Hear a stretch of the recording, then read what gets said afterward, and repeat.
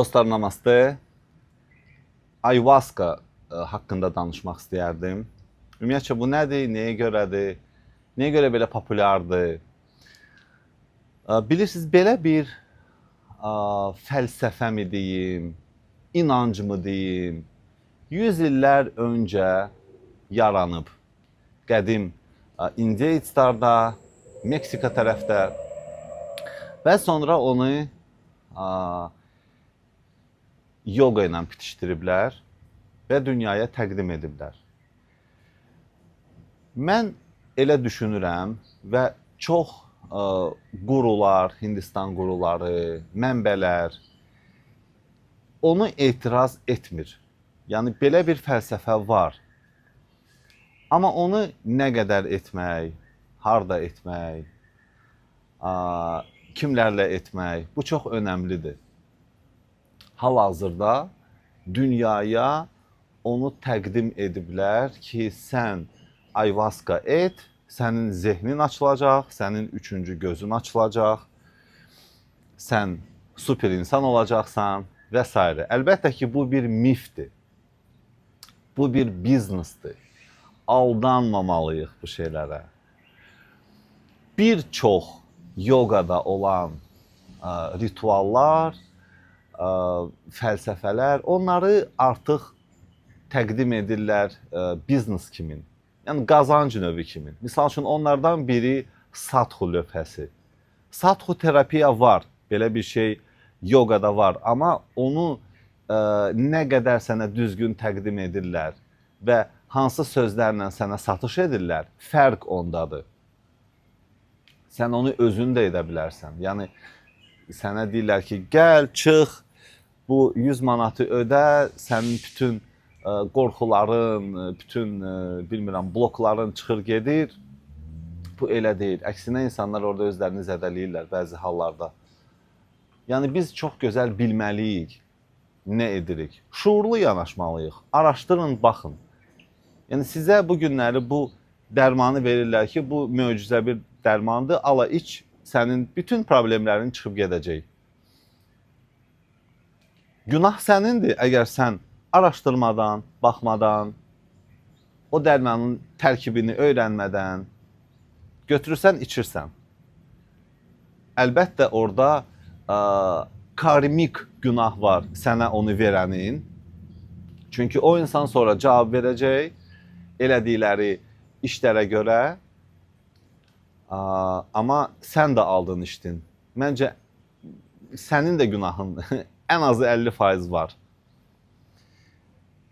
Yəni, biz özümüzə, daxilimizə nə qəbul edirik, ümumiyyətcə, məlumatdır, qidadır, hər nəsə. Biz çox gözəl düşünməliyik, araşdırıb baxmalıyıq ki, bu nədir?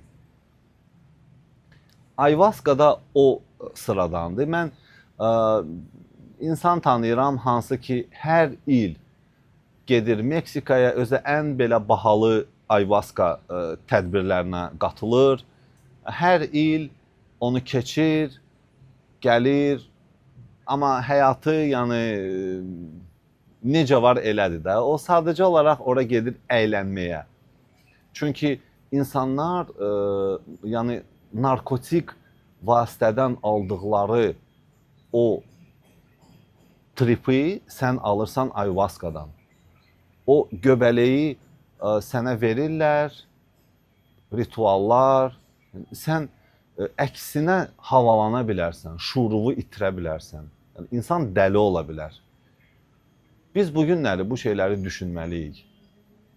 Misal üçün, hal-hazırda mən Balidəyəm. Burada o şeylər bilsiz nə qədərdir? Belə hər addım başı göbələk, trip, nə bilim, müxtəlif adlarla çağırırlar, dəvət edirlər, yığıncaqlar.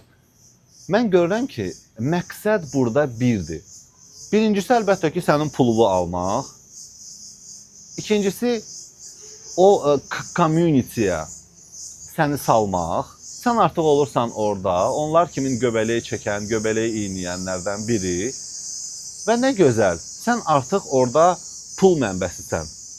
Sanki bir pul qabısan. Ara sıra elə tədbirlərdə sən də varsan, çünki sən qoşulduğun bir qrupa. Onlar sonra səndən əl çəkməyəcəklər, səni hər zaman dəvət edəcəklər. O da baxır sənin nə qədər şuursuz olmağına. Yəni, məsələ bu günləri bundadır. Yenə də deyirəm, mən demirəm o yoxdur. Elə qədim bir ritual var. Onu da ediblər, bilirsiniz, 100 illər öncə ola bilsin bir qrup bekar insanlar onu ediblər. Sonra o dəbə yayılıb, dünyaya yayılıb. Edin, zehniniz açılacaq, bədəniniz açılacaq, enerjiləriniz açılacaq. O olacaq, bu olacaq. Sizə də maraqlandıran məqamlar nədirsə, baxın, hər adamı maraqlandırır, pul gəlsin, bolluq gəlsin. Sağlam olum, həyatıma o insanı gətirim, bu insanı gətirim. Bax, bu 3 dənə elə bir ki, istiqamətlə sizə yoga ilə bağlı çox şeyləri satacaqlar. Ritual edək, seans edək, həyatıma bolluq gələcək, həyatıma o insan gələcək, bəxtun açılacaq. Yəni, bizim ölkəni mövzularıdır da bunlar. Sənə nəyisə ediblər, bütün nə varsa, nə negativ varsa, hamısı çıxıb gedəcək, bəxtin açılacaq, o, bu, satxu elə. Və yaxud nə bilim, onu elə. Mən inandırım sizi, boş-boş şeylərdir. Mən bir çox mənbələrdən bunu öyrənmişəm, bir çox qurularla bu haqda söhbət eləmişəm Hindistanda olduğum zaman. Yəni, onlar deyirlər ki, insanlar bunu biznes kimi götürdülər. Yəni, bundan faydalanırlar, bundan pul qazanırlar. Yəni, o qədər. Bu sənin üçün deyil. Yoga o başqadır. Yoga bir fəlsəfədir. Yoganı öyrən. Özdə ki, yoganın növləri o da yəni sual altındadır. Ən əsası hatha yogadır, fiziki yoga. Sən orada tərləyirsən, enerjilərin qalxır, başlayırsan, nəfəslər edirsən. O sənə, o da ki, bilsiz, sən edirsən həftədə 3 dəfə, 5 dəfə, sonra hər gün edə bilərsiniz.